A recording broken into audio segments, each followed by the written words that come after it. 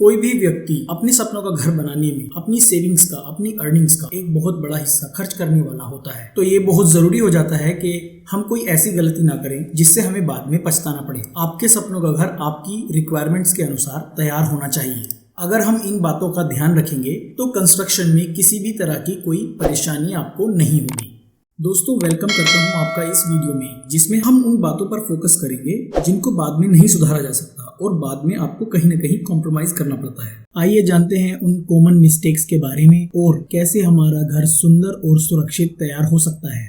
किसी प्रोफेशनल को हायर करें। हायर एन आर्किटेक्ट जो आपको आपके मकान को बनाने के लिए सही मानचित्र, सही दिशा देता है, जिसमें बहुत ज्यादा पैसा खर्च नहीं होता है और आपको एक अच्छा नक्शा, एक अच्छी प्लानिंग मिलती है। आपकी रिक्वायरमेंट के अनुसार वो प्लानिंग परफेक्ट होती है। आप उसमें चेंजेस कराते हैं, आप उसमें कई बार प्लान कराते हैं, जिसकी वजह से वो एक नेक्स्ट टू परफेक्ट मकान तैयार हो जाता है। और बहुत सी ऐसी बातें हैं, आर्किटेक्ट को हायर करने से आपको फायदा मिलता है। सबसे पहले क्रिएटिव और सुंदर डिजाइन मिलता है, टाइम की बचत होती है और क्वालिटी ऑफ कंस्ट्रक्शन को भी वो मैनेज करते हैं। बजट और क्वांटिटी ऑफ मटेरियल भी आपको पहले ही पता लग जाता है, जो कि बहुत ही इंपॉर्टेंट है। जैसे कि आपके मकान में कितनी ईंटें लगने वाली हैं, कितने सीमेंट के बैग लगने वाले हैं और जो स्लैब कास्ट होगा उसमें क्या क्या कितना कितना मटेरियल लगने वाला है। इसीलिए ये बातें बहुत जरूरी हो जाती हैं कि आपको बजट और प्लान दोनों ही एक क्लियर पिक्चर होती है, कितना खर्च आएगा और आपके सपनों का घर बनने में कितना समय लगेगा। आर्किटेक्ट को हायर करें ताकि आपके सपनों का घर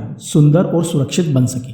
इसके बाद हमारा नेक्स्ट पॉइंट है ऑल वर्क विद प्लानिंग। एक योजनाबद्ध तरीके से किसी भी कंस्ट्रक्शन को कराना चाहिए। हम में से ज्यादातर लोग कोई योजना नहीं बनाते और सीधा कंस्ट्रक्शन स्टार्ट कर देते हैं। इस तरह से कई बार हमें समस्या का सामना करना पड़ सकता है, क्योंकि कंस्ट्रक्शन में बहुत सारी ऐसी चीजें होती हैं जो आप बिना लिखे या फिर एक योजना बनाए उसको पूरा नहीं कर सकते। जैसे कहाँ पर लाइट्स आएंगी, कहाँ पर स्विच आएंगे, कहाँ पर गली ट्रैप आना है, कहाँ पर घर का ड्रेन होना है, कहाँ पर डोर विंडो लगने हैं, कहाँ पर कितना हाइट रखनी है, कहाँ पर इत्यादि। इसीलिए हर चीज को लिखें और एक योजना बनाएं। इसके बाद हम अगले पॉइंट की तरफ बढ़ते हैं, जो है एक अच्छे मैसन को हायर करना। Hiring a good workforce. एक अच्छे मैसन को हायर करने के बाद आपकी आधी टेंशन खत्म हो जाती है, जिसकी वजह से वह आपको काफी मटेरियल तो बचा के देता ही है, साथ साथ आपके समय की भी बचत करता है। जैसे भी आपने अपने मैसन को समझाया है वह उसी तरीके से आपका कार्य कर देता है।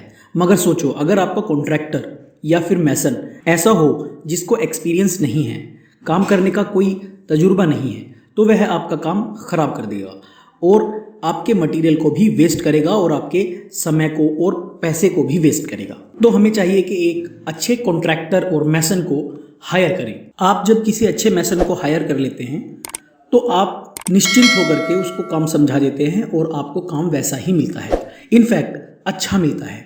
बहुत सारी चीज़ें ऐसी होती हैं जो आपको नहीं पता होती हैं, वो सिर्फ एक मैसन को पता हो और वह आपका काम बहुत अच्छे तरीके से करके देता है। 50% से भी ज़्यादा लोग सस्ते मैसन को हायर करने के बाद पछताते हैं और जब वो काम खराब कर देते हैं तब उनको समझ आता है कि थोड़ा सा पैसा बचाने के चक्कर में हमने अपना कितना समय और मटेरियल खराब कर लिया।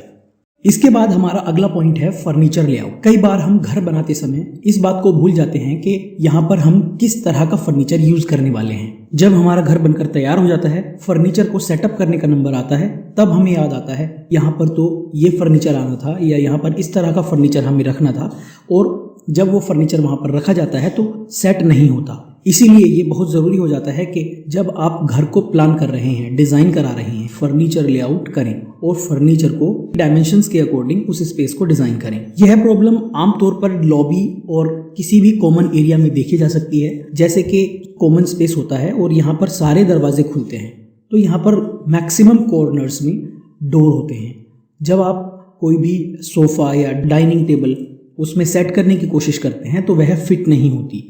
इसीलिए प्री प्लानिंग में फर्नीचर लेआउट का होना बहुत ज़्यादा ज़रूरी है। इस बात को पहले ही इंश्योर करें, कहाँ पर आपका बेड आएगा, कौन सी आपकी बेड हेड वॉल होगी, कहाँ पर आपकी अलमीरा आएगी, कहाँ पर स्टडी टेबल आएगी।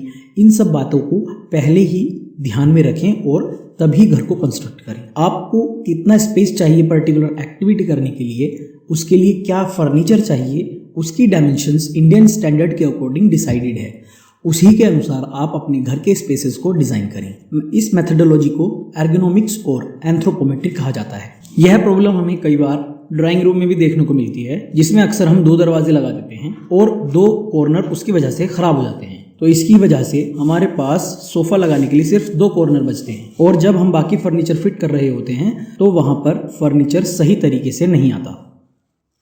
इसके बाद हमारा अगला पॉइंट है जो कि बहुत इंपॉर्टेंट है, वेंटिलेशन, यानी कि हवा की निकासी होती रहनी चाहिए। बहुत से घरों में हमने देखा है कि घर के बीच में, आंगन में या लॉबी कह सकते हैं, उसमें एक जाल छत में लगा देते हैं और अपेक्षा करते हैं कि वह काफी होगा वेंटिलेशन के लिए, जो कि नहीं होता। मकान के हर एक कमरे या स्पेस में एक अच्छा वातावरण तभी बन सकता है जब वह हवादार हो, वरना आपको समस्या का सामना करना पड़ सकता है। हमारे क्षेत्र में साल के ज्यादातर समय में गर्मी होती है, उसके हिसाब से अगर सही वेंटिलेशन नहीं होगा तो हमें घुटन महसूस होगी। इसीलिए यह बहुत जरूरी हो जाता है कि वेंटिलेशन सही प्रकार से होना चाहिए। अलग अलग तरह के क्लाइमेट के लिए wall to window ratio decided होता है। इसको WWR कहते हैं, वॉल टू विंडो रेशियो। यह क्लाइमेटिक कंडीशन के अकॉर्डिंग कम या ज्यादा हो सकता है। इंडिया में यह रेशियो 60% तक हो सकता है।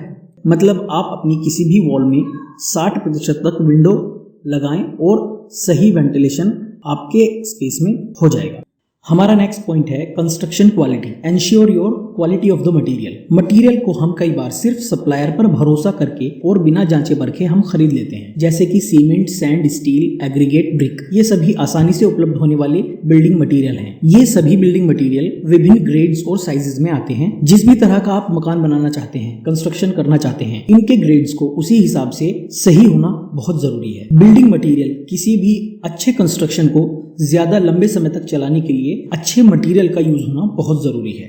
उदाहरण के तौर पर ब्रिक्स को समझते हैं। जैसे कि ब्रिक्स ये कई ग्रेड्स में उपलब्ध हैं, 1st, 2nd, 3rd क्लास में। आपको अगर अच्छा कंस्ट्रक्शन कराना है, ड्यूरेबल कंस्ट्रक्शन करना है, तो आपको 1st क्लास ब्रिक का यूज करना चाहिए। और 1st क्लास की पहचान, जब आप 2 ईंटों को आपस में टकराते हैं तो उसमें एक मेटेलिक साउंड क्रिएट होता है और वह बहुत मजबूत भी होती है, टूटती नहीं है। इसी तरीके से स्टील भी कई ग्रेड्स में आता है। सबसे अच्छा कंस्ट्रक्शन के लिए समझा जाने वाला स्टील TMT और TMX स्टील होता है। इसके भी कई ग्रेड्स आते हैं, जैसे कि FE 415, FE 500, FE 550। इसलिए आपके मकान को अच्छा और ड्यूरेबल बनने के लिए अच्छे मटेरियल की बहुत आवश्यकता है। इसलिए बिना जांचे परखे कोई भी मटेरियल ना खरीदें। इसके बाद हमारा अगला टॉपिक है क्लाइमेट रेस्पॉन्सिव डिजाइन। क्लाइमेट के अकॉर्डिंग घर को कंस्ट्रक्ट करना। मान लीजिए आपका घर किसी ऐसे क्लाइमेट एरिया में है जहां पर टेम्परेचर बहुत ज़्यादा रहता है, लाइक राजस्थान। तो आपको चाहिए कि क्लाइमेट रेस्पॉन्सिव डिज़ाइन करें, जैसे कि स्मॉल विंडो ओपनिंग्स हो और नॉर्थ साउथ फेसिंग आपका मकान हो और दीवारें ऐसी हों जिससे कि हीट अंदर पेनिट्रेट ना कर सके, वर्नैकुलर मटेरियल की बनी हो, या उनकी थिकनेस इतनी ज़्यादा हो कि बाहर की हीट अंदर की कूल्ड एनवायरनमेंट को पेनिट्रेट ना कर सके। छत पे भी ऐसे ट्रीटमेंट होनी चाहिए, जैसे मड फस का। छत को 2 या 3 लेयर में कंस्ट्रक्ट करना चाहिए जिससे कि छत से सन की हीट अंदर ना आ सके। ज्यादा से ज्यादा अपने घर के आसपास ट्रीज लगाएं, वो भी आपको हॉट एंड ड्राई क्लाइमेट में अच्छा माइक्रो क्लाइमेट जनरेट करने में आपकी मदद करती हैं। अपने घर को इस तरीके से कलर करें जो हीट को एब्जॉर्ब ना करे बल्कि रिफ्लेक्ट करे। विंडो के ऊपर शेडिंग डिवाइसेस बहुत इंपॉर्टेंट पॉइंट होता है, उसको भी इस तरीके से बनाएं ताकि सन की हीट अंदर ना आए या फिर धूप अंदर ना आए। इस तरह से आप हॉट एंड ड्राई क्लाइमेट में एक क्लाइमेट रेस्पॉन्सिव डिजाइन कर सकते हैं। इस वीडियो में बस इतना ही। आपसे फिर मुलाकात होगी अगली वीडियो में एक नए टॉपिक के साथ। अगर आपको वीडियो पसंद आई हो तो लाइक, शेयर, सब्सक्राइब जरूर करें।